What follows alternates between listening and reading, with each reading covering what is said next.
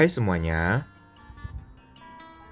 pada kesempatan kali ini kelompok kami akan membahas video psikoedukasi terkait dengan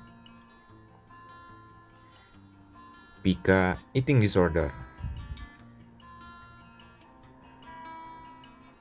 Nah, apa sih Pica Eating Disorder itu? Mari kita kenali bersama-sama.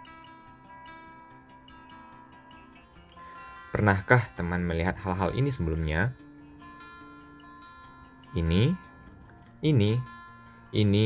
atau ini?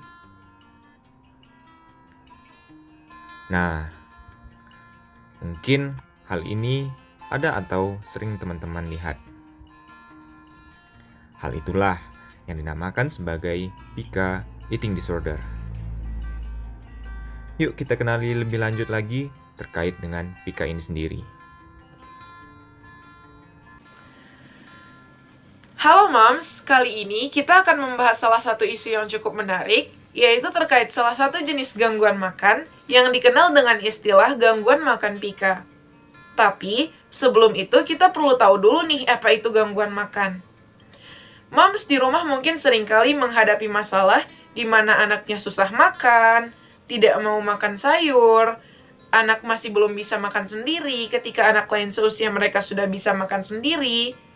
Nah, berbagai masalah ini dapat dikategorikan sebagai bentuk eating disorder atau gangguan makan. Sehingga dapat disimpulkan bahwa gangguan makan atau eating disorder merupakan suatu kondisi di mana individu mengalami gangguan atau masalah pada perilaku makan mereka, yang mana hal ini dapat berdampak pada kesehatan. Nah, pada video kali ini, kita akan fokus untuk membahas salah satu jenis gangguan makan, yaitu gangguan makan Pica. Gangguan makan Pica merupakan suatu kebiasaan di mana individu memakan atau mengkonsumsi zat yang tidak lazim atau tidak seharusnya dikonsumsi.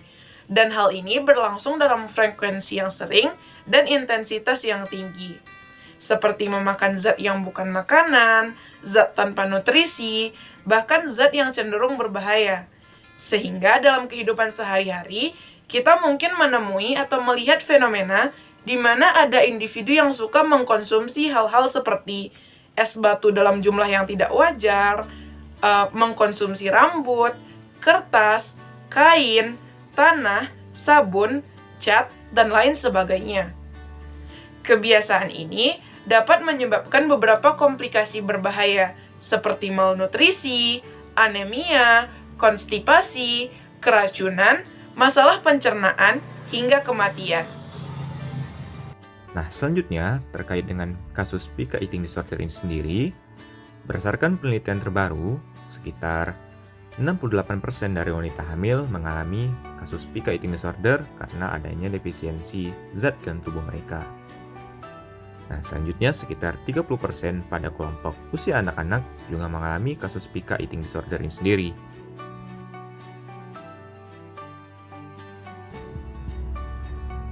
Nah, selanjutnya, Pica juga sering terjadi pada kelompok orang dengan defisiensi nutrisi karena adanya kekurangan bahan nutrisi dalam tubuh sehingga menyebabkan mereka cenderung untuk melakukan hal ini.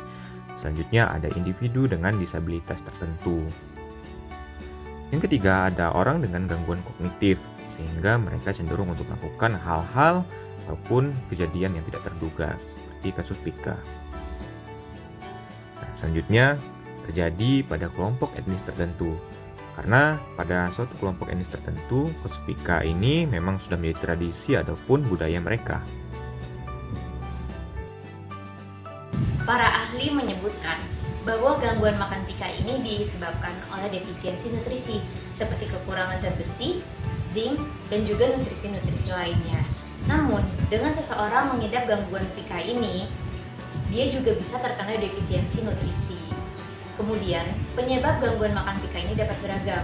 Contohnya seperti berada dalam kondisi lingkungan yang tidak baik atau berada dalam tekanan emosional. Dan hal ini juga terkait dengan pola perkembangan yang terganggu dan kesulitan belajar.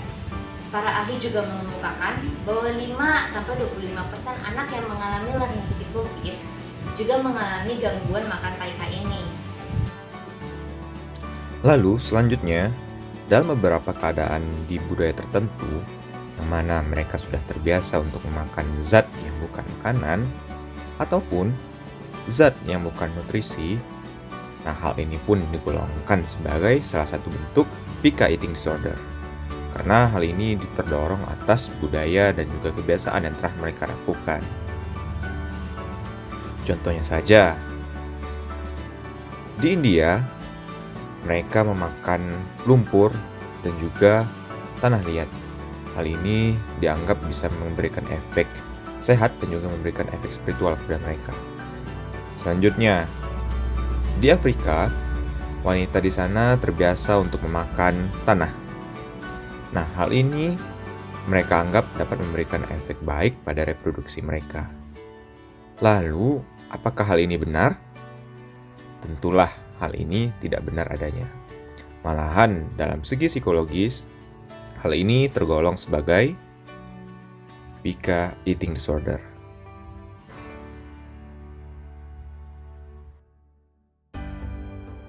Dan untuk intervensinya sendiri, untuk menangani masalah pica ini dapat dilakukan dengan beberapa cara. Contohnya yang pertama, bisa dengan preventative behavior educational control, kemudian bisa dengan terapi mental, dan bisa juga dengan penanganan nutrisi. Dan untuk pasien dengan tingkat yang parah, bisa ditangani dengan penanganan farmakologikal. Kejadian seperti pica ini memanglah tren biasa bagi banyak orang, bahkan cenderung diabaikan. Namun, pernahkah terbayang bagaimana dampak jangka panjang yang akan disebabkan oleh pica ini sendiri, seperti malnutrisi, masalah pencernaan, masuknya parasit ke dalam tubuh, keracunan, hingga bahkan kematian? Sudah saatnya kita tanggap terhadap isu kesehatan mental demi hidup yang lebih baik lagi.